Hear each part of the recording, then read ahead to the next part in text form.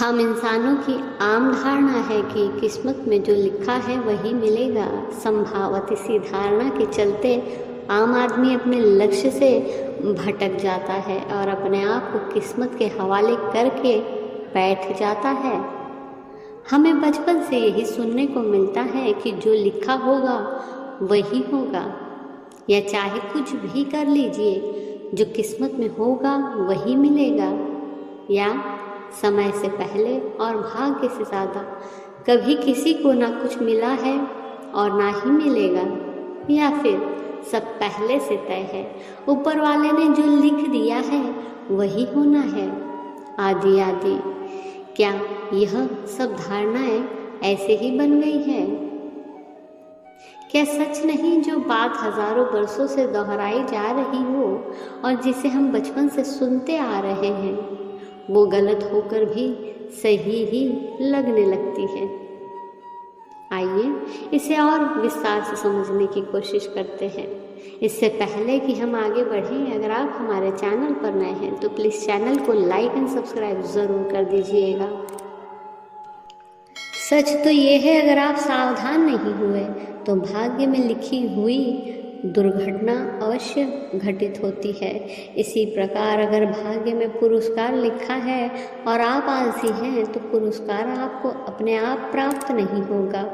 भाग्य में लिखी हुई सफलता को प्राप्त करने के लिए उचित दिशा में कर्म करना अति आवश्यक है, यानी कि खराब घटनाएं अपने आप घटित हो जाती है, उसके लिए कहीं जाना आना नहीं पड़ता है। और अच्छी घटनाओं के लिए योग्यता के अनुसार विशेष मेहनत करनी पड़ती है। ध्यान रहे, किस्मत उसी का साथ देती है जिसने किस्मत की तरफ जाने का रास्ता ढूंढ लिया हो। बुरे कर्म करके अच्छे भाग्य की कामना करना बेकार है, क्योंकि यदि हमारे कर्म अच्छे हैं तो हमारा भाग्य भी सुंदर ही होगा।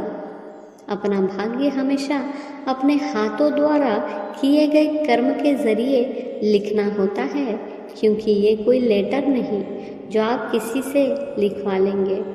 ईश्वर कभी भी किसी के भाग्य को नहीं लिखता है।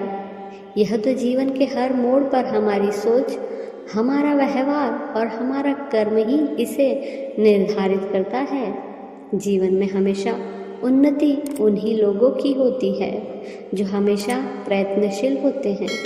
सिर्फ और सिर्फ भाग्य के भरोसे बैठने वाले लोग हमेशा दिनहीन बने रहते हैं। भाग्य के भरोसे बैठे रहने पर इंसान का भाग्य हमेशा सोया ही रहता है, लेकिन जिस पल आप साहसपूर्वक उठ खड़े होते हैं कर्म के करने के लिए, आपका भाग्य भी उठ खड़ा होता है।